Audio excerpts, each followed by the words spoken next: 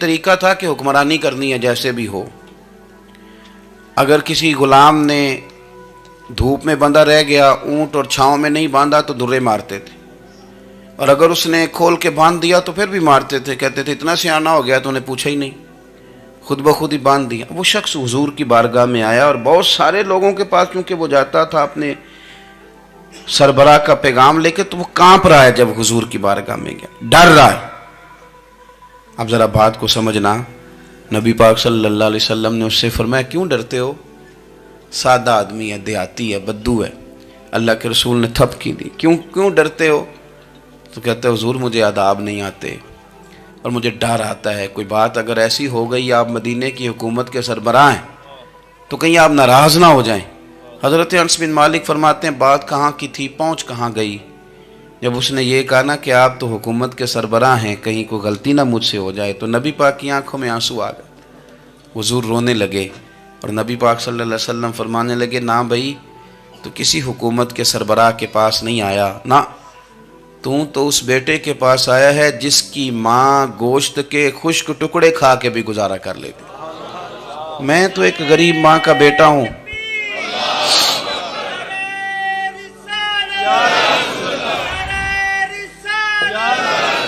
بھائی اگر آپ کا یہ ذوق بن جائے، دیکھو نا آج تو لوگ بھول جاتے ہیں نا، کپڑے بدل لیتے ہیں تو وہ سمجھتے ہیں کہ شاید سارا کچھ ہی بدل گیا.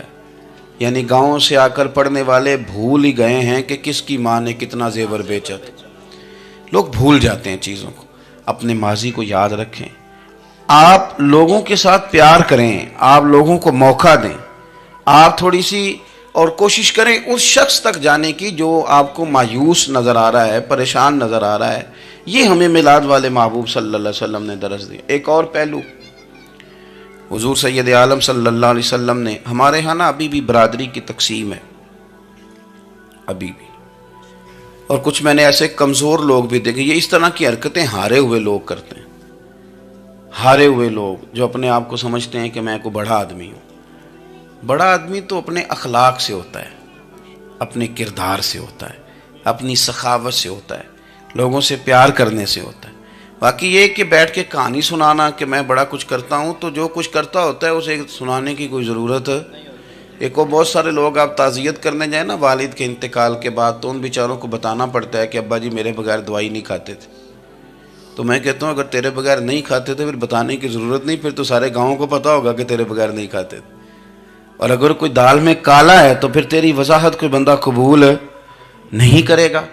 تو آپ کو بتانا کیوں پڑ رہا ہے، اور آپ بار بار اس بات کا ذکر کیوں کر رہے ہیں کہ ہم بہت بڑے قبیلے کے ہیں؟ صاحب اگر آپ بڑے قبیلے کے ہیں تو پتہ ہوگا سارے علاقے کو آپ کتنا لوگوں کا خیال کرتے ہیں، آپ کس قدر محبت کرتے ہیں، آپ کا انداز کریمانہ کس طرح کا. پھر آپ کو بتانے کی کوئی ضرورت نہیں ہوتی، پھر خود بخود خبر ہوتی.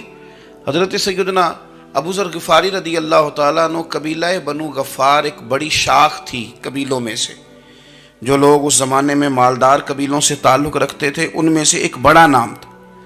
ساری زندگی چودراہٹ کی، لیکن میلاد ایک انقلاب کا نام ہے.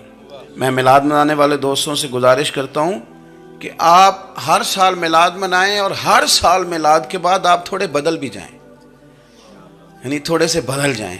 کچھ لوگ کہیں یار یہ داڑھی میں نے نا 12 ربیع الاول والے دن رکھی تھی، یہ میری میلاد والی داڑھی ہے. اور داڑھی رکھیں بھی نبی پاک کی مرضی کی. کس کی مرضی کی؟ نہ ناراض ہو جائے جی میں ٹور چلا بس. کس مرضی کی جی؟ اپنی مرضی کے نہیں. داڑھی کا وزن کو نہیں ہوتا کہ پوری مٹھی رکھیں گے تو آپ کو کوئی دقت ہوگی، کوئی وزن نہیں. پوری رکھیں، جو حضور کا طریقہ مبارکہ ہے جو ہمیں ملتا ہے اس پر آپ توجہ فرمائیں.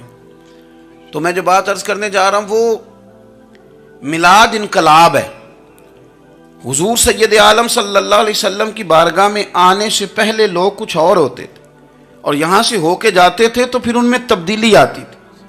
میں سارا دن کرامتیں سناؤں نا کسی کو اپنے پیر صاحب کی، اور اپنے گھر میں بھی کہ میرے حضرت بڑے، میرے استاد بڑے، لیکن بیوی کے ساتھ اگر میں ترش لہجے میں بات کروں گا تو وہ کہے گی یہ سکھاندے نے تینوں پیر صاحب.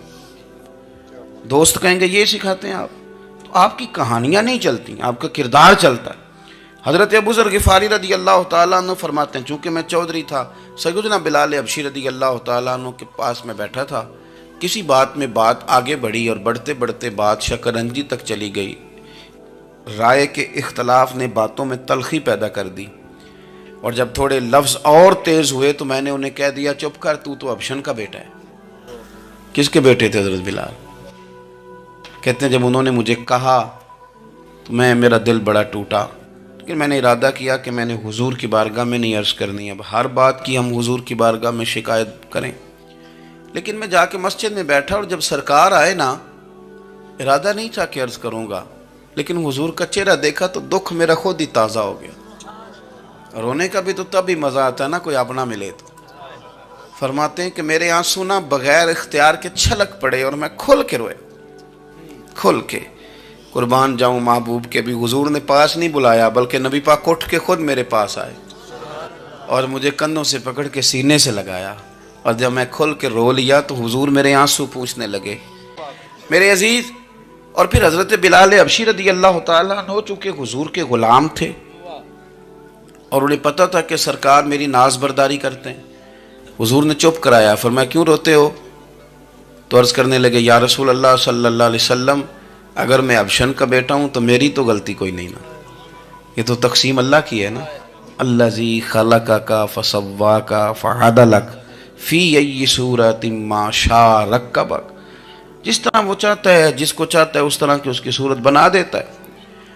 تو مجھے ابشن کا بیٹا کہا جاتا ہے، میری غلطی کیا ہے؟ حضرت بلال نے بھی نہیں بتایا کس نے کہا، لیکن نبی پاک صلی اللہ علیہ وسلم نے کیا فرمایا. امام یوسف صالحی نے لکھا ہے، ذرا غور کرنا بات پر، تسلیاں لوگ اور رنگ میں بھی دیتے ہیں پر یہ تسلی بڑی انوکھی ہے. حضور فرمانے لگے بلال اگر تو ابشن کا بیٹا تو پریشان کیوں ہوتا ہے؟ کالے رنگ والی ماں کا بیٹا ہے تو پریشان کیوں ہوتا ہے اگر تیری والدہ کا رنگ کالا ہے تو؟ عرض کی حضور آپ کیا فرمانا چاہتے ہیں؟ تو سرکار فرمانے لگے میں دو ماؤں کا بیٹا ہوں، ایک جناب آمنہ جنہوں نے مجھے پیدا کیا، اور ایک حضرت ام ایمن جنہوں نے میری پرورش کی، مجھے بڑا کیا. حضور فرمانے لگے میری ماں آمنہ کا رنگ گورا تھا اور میری ماں ام ایمن کا رنگ کالا ہے. تو فرمایا اگر تجھے کسی نے کالے رنگ والی ماں کا بیٹا کہا تو اسے کہہ دینا مدینے والی محبوب کے بھی تو ایک والدہ کا رنگ کالا ہے، تو کہہ دینا.